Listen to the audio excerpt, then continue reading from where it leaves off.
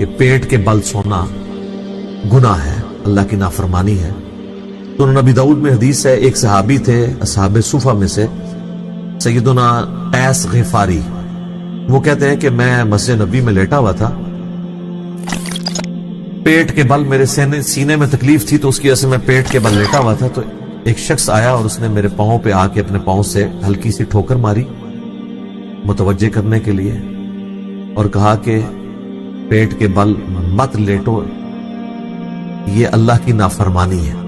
تو وہ کہتے ہیں میں نے جب مڑ کے دیکھا تو وہ اللہ کے نبی علیہ السلام تھے۔ اس سے جو لیٹا ہوا شخص ہے اس کو اٹھانے کا طریقہ بھی پتہ چل گیا کہ آپ اس کے پاؤں پہ پاؤں، ویسے بھی کوئی سویا ہوا شخص زمین پہ سویا اور آپ آ کے، یہ نہیں ہے کہ اس کے پاؤں کو یوں ہلائیں گے، ٹھیک ہے، اس کو آپ پاؤں سے زور سے بھی نہیں مارنا، یہ نہ ہو کہ اکرام مسلم کر دے آپ کا اٹھتے ہی، آرام سے اسے پاؤں سے پاؤں ہلائیں اور اس کو یوں اٹھائیں۔ اسی کو سپورٹیو ایک اور حدیث ہے، اس میں تو الفاظ ہے نافرمانی۔ سنن ابن ماجہ میں ایک حدیث ہے، حضرت ابو ذر غفاری کہتے ہیں کہ میں ایک دفعہ پیٹ کے بل لیٹا ہوا تھا، تو ایک شخص آیا اور اس نے اپنے پاؤں سے میرے پاؤں پہ ہلکی سی ٹھوکر لگائی اور مجھے کہا کہ اٹھ جاؤ، یہ جہنمیوں کا طریقہ ہے۔ تو کہتے ہیں میں نے پلٹ کے دیکھا تو وہ اللہ کے نبی علیہ السلام تھے۔ تو ان دونوں حدیث سے پتہ چلا کہ یہ جہنمیوں کا طریقہ بھی ہے اور گناہ بھی ہے۔ جہنمیوں کا طریقہ اس اعتبار سے بھی ہے کہ انہیں اوندھا منہ کر کے جہنم میں ڈالا جائے گا، اس اعتبار سے بھی ہے کہ جہنمیوں کو جب یعنی جہنم میں مار پیٹ کی جائے گی، تو جس طرح یہاں پہ بھی آپ دیکھتے ہیں نا کہ تھانے میں بھی الٹا لٹا کے پیٹ کے بل ان کی پٹائی کرتے ہیں، تو جہنمیوں کو بھی الٹا پیٹ کے بل لٹا کے ان کی پٹائی کی جائے گی۔ والعیاذ باللہ تعالی۔ اللہم لا تجعلنا منہم، اللہم اجرنا من النار، اللہم انی اعوذ بک من عذاب جہنم، آمین۔ تو اس اعتبار سے اسے جہنمیوں کا بھی طریقہ کہا گیا، اور اللہ کی نافرمانی تو بہرحال اس کے اندر ہے ہی ہے۔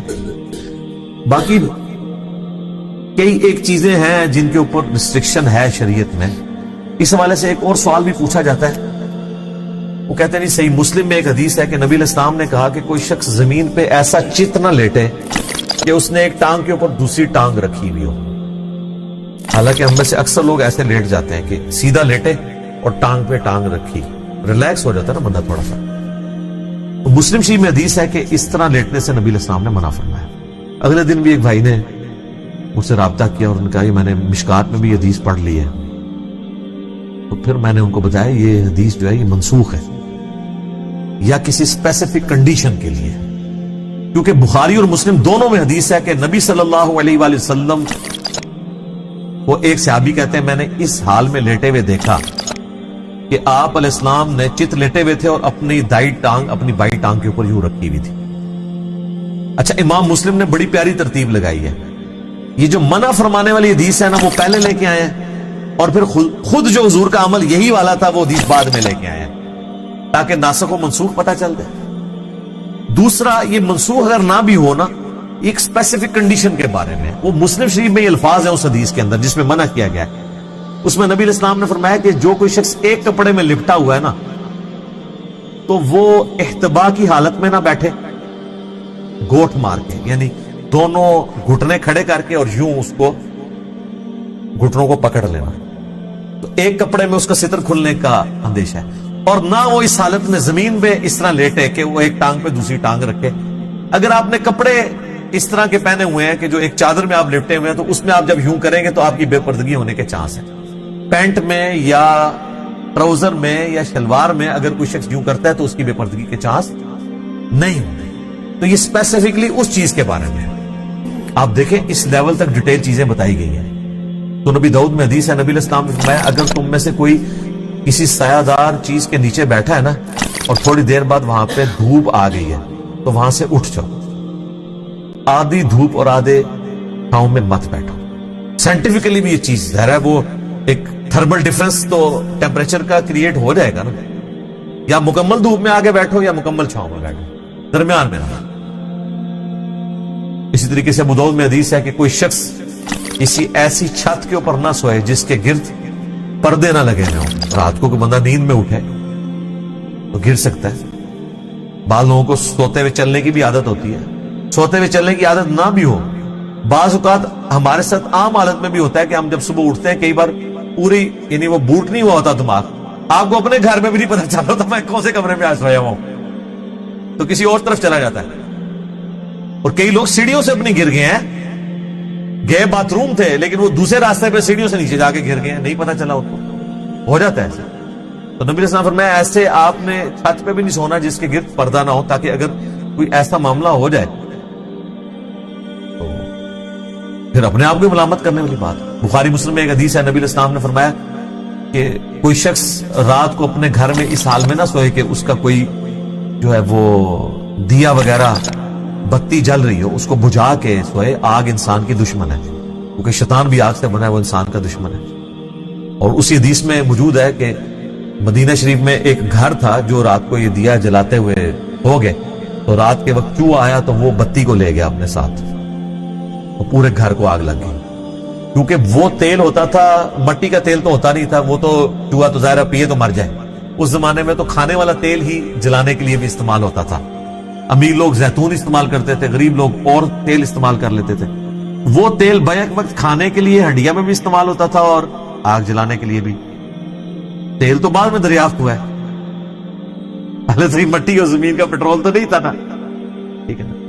یہ تو اللہ نے دنیا پر قدر ایفٹ رکھی ہے, ورنہ کسی بزرگ نے جب نگاہ مارتے تھے ساتوں زمینیں کراس کرتی تھی تو وہ تیل بھی کراس نہ ہوتا. یہ تو سر ایڈون نے پنسلوینیا میں تیل کا کنواں جو ہے 18ویں صدی کے اندر آ کے, بلکہ 1800 کچھ کے اندر آ کے دریافت کی ہے. وہ بھی حساتی طور پہ وہ تیل کا پہلا کنواں ابھی بھی موجود ہے. 19ویں میں آ کے آپ سمجھ لیں 1800 کچھ کے اندر. تو وہ یہ تیل ڈیفرنٹ ہے جو آج کل ہم لالٹین میں کبھی استعمال کر لیں یا کوئی کھلانے کے لیے. تو نبی علیہ السلام نے وہ بھی منع فرما دیا, اور آج بھی آپ دیکھ لیں اس کی ماڈرن فارم.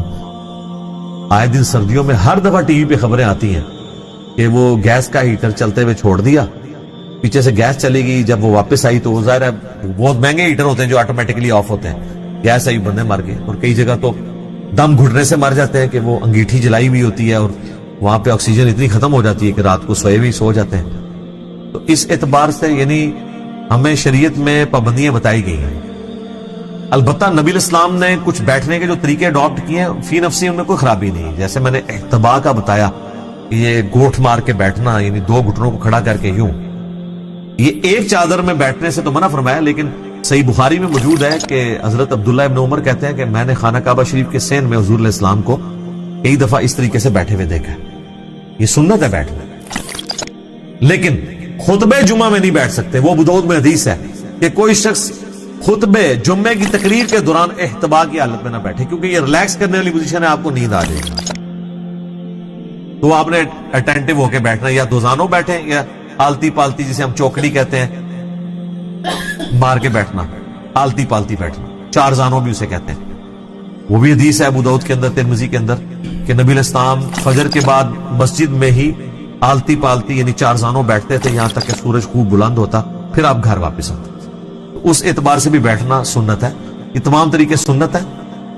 بل اس بات کی طرف واپس آئیں کہ پیٹ کے بل لیٹنا یہ گناہ بھی ہے, حرام بھی ہے, اور جہنمیوں کا طریقہ بھی ہے. یہ بات آپ نے جو سنی تھی وہ بالکل ٹھیک ہے, لہذا اس معاملے میں احتیاط کرنے کی ضرورت ہے. ٹھیک ہو گیا جی.